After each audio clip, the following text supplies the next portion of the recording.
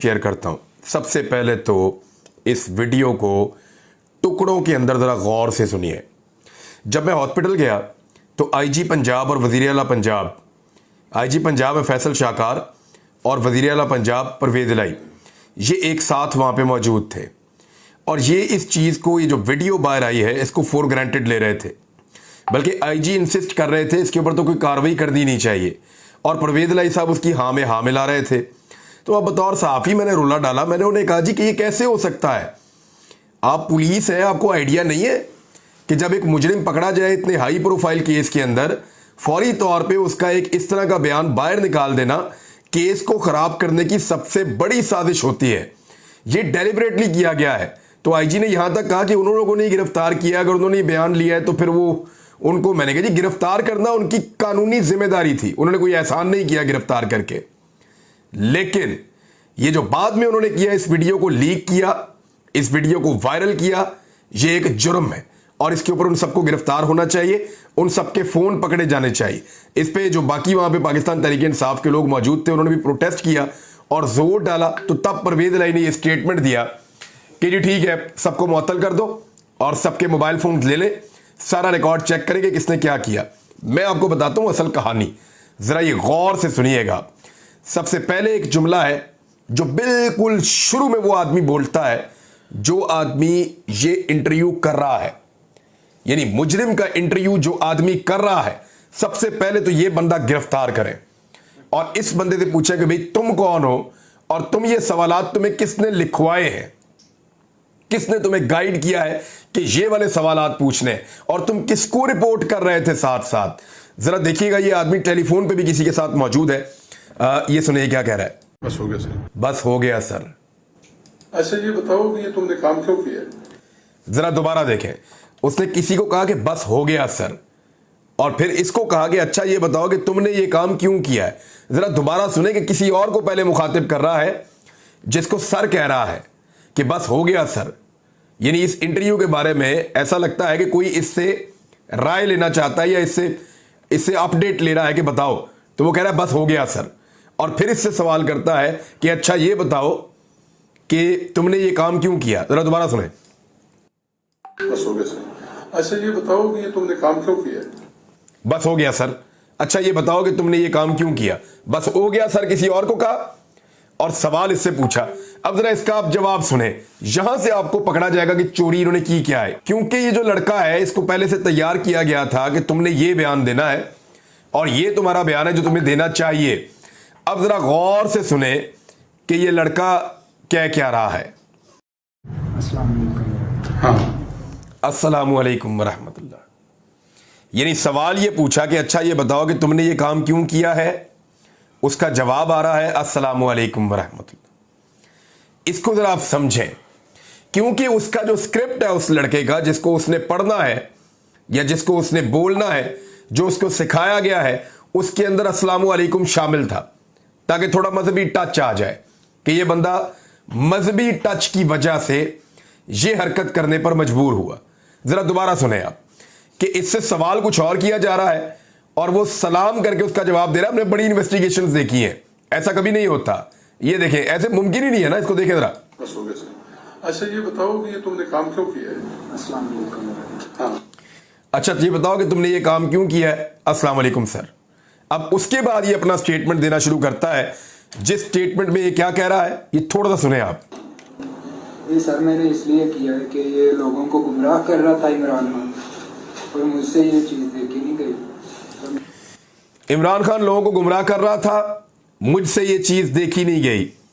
ये गुमराह कर रहा था, ये कौन बोलता है? ये अक्सर वो लोग बोलते हैं जो रिजीम चेंज ऑपरेशन के बेनिफिशरी हैं और बार बार ये कहते हैं कि इमरान खान लोगों को गुमराह कर रहा है। हत्ता कि ये भी कहा गया कि जो हमारी यूथ है वो भी चीज़ों को नहीं जानती। तो इमरान खान लोगों को गुमराह कर रहा था, मुझसे ये चीज़ देखी नहीं गई। ये किसी यूनिवर्सिटी का प्रोफेसर है या कोई बहुत ही बड़ा कोई साइंसदान है जिसको लगता है कि इमरान खान लोगों को गुमराह कर रहा था, और ये इतना पढ़ा लिखा है कि इसको इस बात की समझ आ गई। आगे देखें। मैंने इसको मारने की कोशिश की, पूरी मारने की कोशिश की कि मैं इसको मारूंगा, सिर्फ और सिर्फ इमरान खान को और किसी को नहीं। ये तुमने क्यों ये सोचा ये मैंने सोचा। अब देखें, जो सवाल करने वाला है उसने एक और सवाल का जवाब लिया है। टेक्निकली देखें, पुलिस पूछती है पिस्तौल किधर से लिया, पुलिस पूछती है तेरे साथ कौन था, पुलिस पूछती है तू किस तरह आया वहां पे, पुलिस पूछती है तू कहां का रहने वाला है, पुलिस पूछती है तेरा पूरा नाम क्या है, पुलिस पूछती है तेरे बाप का नाम क्या है, पुलिस पूछती है तुम कितने बहन भाई हो, पुलिस पूछती है कि तू नशा करता या नहीं करता। यानी पुलिस के जो बुनियादी सवालात होते हैं वो सारे सवालात नहीं पूछे गए। मैं आपको 2 दर्जन ऐसे सवाल बता देता हूं जो पुलिस इनिशियली जैसे ही मुजरिम को पकड़ती है वो पूछती है, लेकिन उनमें से कोई सवाल यहां पे नहीं किया गया। सवाल क्या किया जा रहा है, ये जरा दोबारा सुने आप। ये तुमने क्यों ये सोचा ये मैंने सोचा। ये तुमने क्यों ये सोचा ये करने के लिए, यानी अब वो जो सवाल आपके दिमाग में पैदा होता है कि पूरा एक बहाना बने कि इस बंदे ने ये कत्ल क्यों किया, पूरी कहानी दी जा रही है कि एक्चुअली ये इमरान खान को मारने आया, इसके अपने दिमाग की पैदावार थी, इसी ने सोचा, किसी ने इसको नहीं कहा, या इसके पीछे कोई हैंडलर नहीं है। इसको ये शख्स साबित करने की कोशिश कर रहा है जो ये इंटरव्यू ले रहा है कि ये तुमने क्यों सोचा। भाई उससे 10 सवालात और पूछे जा सकते हैं। कितनी गोलियां चलाई, गोलियां कहां से ली, हथियार खरीदा किससे, ये कितने का लिया था हथियार, तुम्हें दिया किसने, तुम काम क्या करते हो, तुम्हारे पास इतने पैसे कहां से आए, ये हथियार लाइसेंस वाला है या लाइसेंस के बगैर है, पहले तेरे ऊपर कोई पर्चा हुआ या नहीं हुआ, तेरा कोई और रिकॉर्ड मौजूद है या नहीं मौजूद है। सैकड़ों सवाल आते हैं जो किए जा सकते हैं, लेकिन पूछ क्या रहा है कि तुमने ये काम क्यों किया। दूसरा, तुम्हारे ज़हन में इसका ख्याल कैसे आया, जैसे उस शख्स ने कोई बहुत बड़ा कारनामा किया है और उससे वो इंटरव्यू लिया जा रहा है। आगे सुने। उधर अजान हो रही है, उधर टच लगा के शोर कर नहीं, ये तुमने अचानक को सोच के मेरे जमीन में वो कह रहा है अजान हो रही है और वहां डेक चल रहा है। एक तो मैं आपको क्लियरली बता दूं कि इमरान खान साहब के कंटेनर के ऊपर अजान सुनाई जाती है। जैसे ही अजान का वक्त होता है तो कंटेनर के ऊपर खामोशी की जाती है। उनके पास आई थिंक रिकॉर्डेड फॉर्म के अंदर अजान मौजूद है और गालिबन वो अजान फैसल जावेद नियाजी की आवाज़ में है जो मुझे समझ आई थी। वो अजान सुनवाई जाती है कंटेनर के ऊपर, उसके बाद वहाँ पे नमाज अदा की जाती है। मैं खुद मगरिब की एक नमाज के वक्त वहाँ पे मौजूद था। अजान सुनवाई गई, वहाँ पे इजाज चौधरी ने, इमरान खान ने, दीगर लोगों ने नमाज पढ़ी। नमाज पढ़ने के बाद नात पढ़ी गई, उसके बाद कवाली लगाई गई और इस पैटर्न के साथ वो चलते हैं। तो ये शख्स को ये जो बहाना दिया गया कि अजान हो रही थी और डेक चल रहे थे, ये भी एक झूठा बोगस बहाना इसको बनाकर दिया गया। लेकिन अब आप एक और चीज जरा गौर करें कि ये शख्स बीच में एक लुकमा देता है। जो इंटरव्यू कर रहा था उसको सुने आप। अचानक को सोच के मेरे शोर कर नहीं, ये तुमने अचानक को सोच के मेरे देखा, क्योंकि वो अचानक का लफ्ज जो है वो मिस हो गया था उसके इंटरव्यू में कि तुम्हें ये ख्याल कैसे आया, क्योंकि उसको स्क्रिप्ट बताया गया था। तुमने बताना है कि जब इमरान खान निकला लाहौर से और ये सारी चीज़ें करना शुरू हुई तो मेरे दिमाग में आया कि मैं इसको मार दूंगा, फिर मैं प्लान करता रहा, फिर मैंने इसको मार दिया, गोली चला दी। वो सारा जो प्लान है ना वो बनाया गया हुआ था पहले से। अब ये सवाल जानबूझकर पूछा गया बीच में कि अचानक तेरे ज़हन में आया, ताकि उसको याद आ जाए नहीं नहीं इसके जवाब में जो मैंने कहना था वो मैं अब कह दूं। मुझे ये इंटरव्यू बहुत ज्यादा मशकूक लग रहा है। इस आदमी को गिरफ्तार करें, इससे पूछें कि ये क्यों इसने इंटरव्यू किया और फिर किसको सुनवाया। ये इंटरव्यू सिर्फ हुआ नहीं है, ये इंटरव्यू किसी और को सुनवाया गया है। इंटरव्यू किसी और को सुनवाए जाने के बाद वायरल किया गया, अप्रूवल मिलने के बाद। अब आपको समझ आ रही है सारी बात। अब जरा थोड़ा सा और सुने क्या कह रहा है। जमीन में ये चीज अच्छा नहीं माना। अचानक फैसले किए या पहले फैसला किया, अचानक फैसला किया है या पहले से फैसला किया था। दोबारा उसको वापस मुद्दे की तरफ लेकर आ रहा है ताकि वो जो बयान एक बनाकर दिया गया है वो मुकम्मल हो जाए। बज़ाहिर मुझे ऐसे ही लग रहा है, क्योंकि मैंने पुलिस को इतने बोंगे भोंडे सवालात करते हुए कभी नहीं देखा। इररेलेवेंट क्वेश्चन है पुलिस की तहकीकात के अंदर। ये तो सिर्फ उससे जानना चाह रहे हैं कि आपने ये कारनामा किया, आपने क्या सोचा, क्या आपने कभी सोचा था कि आप इतने बड़े आदमी बन जाएंगे। ये तो उस तरह का इंटरव्यू है बेशर्मी वाला। और भाई उससे पूछो कि पिस्तौल कितों लिया, उससे पूछो गोलियां कहां से खरीदी, उससे पूछो कौन सी दुकान से ली, उनको भी गिरफ्तार करो फौरन जाके। उससे पूछो सुबह से लेके अब तक तो किस किस को मिला। उससे पूछो तेरा मोबाइल किधर है, उससे पूछो तेरा नंबर क्या है, फिर उसका रिकॉर्ड चेक करो। उससे पूछो रहता कहां है, बेशुमार और सवाल हैं। लेकिन क्योंकि ये इंटरव्यू होना था और इसको वायरल किया जाना था हर दो सूरत में, चाहे ये कामयाब होता चाहे नाकाम होता। आगे देखें।